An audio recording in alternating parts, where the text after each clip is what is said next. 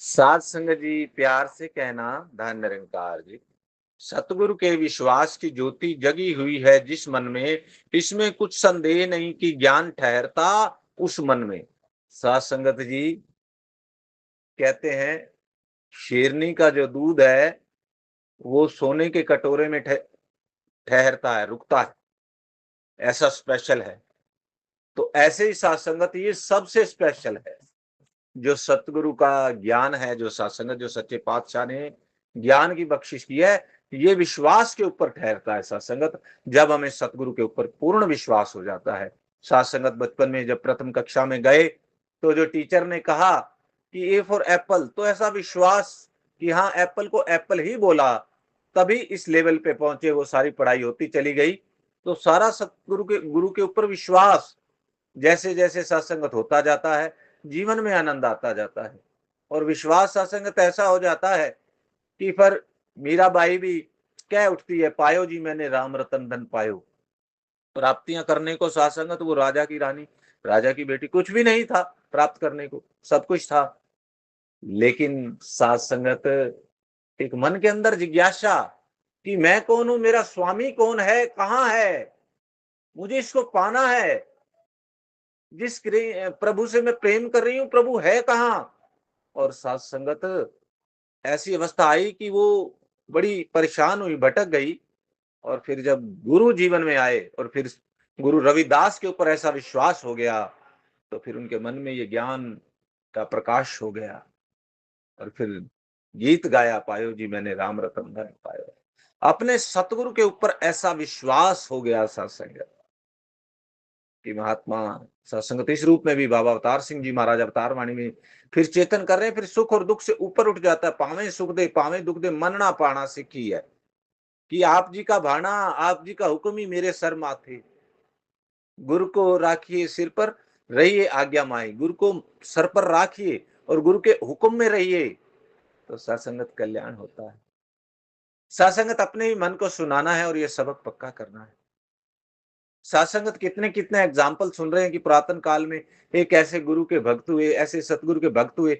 अब सत्संगत हमारी बारी है, हम कितने भक्त हुए। ये सच्चे पातशाह ने आशीर्वाद दिया है कि आत्म मंथन करो, आप कहां तक पहुंचे हो ब्रह्म ज्ञान की उसमें। तो यहाँ पर यही सत्संगत चैतन्यता की जा रही है कि जिसके मन के अंदर ये ज्योत जल जाती है, सतगुरु के विश्वास की ज्योति, तो फिर उसमें कोई शक नहीं रहता कि ज्ञान उसी मन में ठहरता है, वही आनंद ले पाता है, वही इस प्रभु के दर्शन कर पाता है, वो आत्मबोध कर पाता है और उसका लोक सुखी सासंगत परलोक सुहेला हो जाता है। सात संगत जी बचपन में अर्जुन को और अपने शिष्यों को, उनके जो गुरु हैं वो विद्या सिखा रहे थे। तो सात संगत जब एक पक्षी पेड़ के ऊपर बैठा हुआ और कहा गया कि इसकी आंख का निशाना लगाओ, तो सभी ने सत्संगत अपना दिमाग लगाया कि मुझे तो पत्ते दिखाई दे रहे हैं, मुझे ये दिखाई दे रहा है, मुझे वो दिखाई दे रहा है। और जब गुरु भक्त, गुरु की वचन के ऊपर चलने वाले अर्जुन से पूछा गया, जिनको मन के अंदर गुरु के विश्वास की ज्योत जल रही थी, जब उनसे पूछा गया कि जो गुरु ने हुक्म दिया क्या उसके अलावा भी कुछ दिखाई दे रहा है, कि मुझे तो केवल पक्षी की आंख ही दिखाई दे रही। कैसी भक्ति, कैसा गुरु का वचन। आज सत्संगत सदगुरु माता जी जो हमें वचन अमृत आते हैं, कई बार तो हम उनके अंदर अपनी मनमत लगाने की कोशिश करते हैं कि माता जी ने तो ऐसे कहा होगा, ऐसे कहा होगा, बिजनेस में तो इतना झूठ बोलते हैं और इस तरह की अनेकों बातें।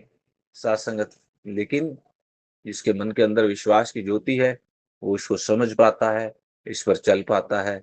आओ सत्संगत शुक्राना करें और अरदास करें, सच्चे पातशाह ये विश्वास हमें बख्शना, भक्ति से भरा जीवन दातार हमें देना, मजबूत पहाड़ों सा एतबार हमें देना।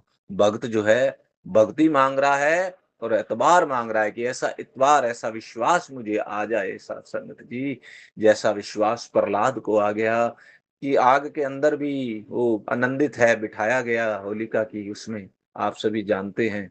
और कैसा विश्वास कि कुछ भी नहीं होने वाला। मीरा को कैसा विश्वास, जहर प्याला पी गई और सारी रात प्रभु के मस्ती में नाची और कुछ भी नहीं हुआ। और जब उन्होंने देखा कि इतना जो है गहरा जहर जिसका असर नहीं हुआ, तो जिस कटोरे में बनाया गया थोड़ा सा बच गया, वो उसको खिलाया गया जिसने बनाया था, और वो तुरंत उसने जो है जिसको खिलाया गया उसने प्राण छोड़ दिए, लेकिन मीरा को कुछ भी नहीं हुआ। तो किसने बचा लिया? इस सतगुरु का विश्वास की ज्योति जगी